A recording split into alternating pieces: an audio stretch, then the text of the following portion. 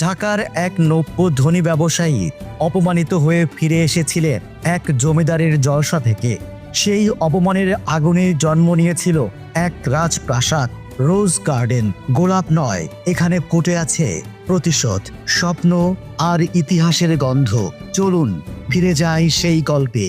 আমার পেছনের যে শ্বেতশুভ্র ভবনটি দেখতে পাচ্ছেন সেটির নাম রোজ গার্ডেন। বহু ইতিহাসের সাক্ষী এই ভবনটি আজও মাথা উঁচু করে দাঁড়িয়ে আছে। বাংলাদেশের রাজনৈতিক ইতিহাসে এই ভবনটির গুরুত্ব খুব তাৎপর্যপূর্ণ। পুরান ঢাকার এই অলিগলি কত শত গল্প বয়ে বেড়ায় জানেন, কিন্তু আজকের গল্পটা একটু আলাদা। একজন মানুষ যিনি শুধুমাত্র খানদানি না হওয়ায় সমাজে পাত্তা পাননি, কিন্তু নিজের অপমানকে বানিয়েছিলেন একটি প্রাসাদ। আজ সেই প্রাসাদ খুঁজতে এসেছি টিকাটুরে KM দাস লেনে। অবশেষে পৌঁছে গেলাম সেই জায়গায়, রোজ গার্ডেন। সাধারণ এক বাগান বাড়ি নয়, এটি ব্যক্তিগত যে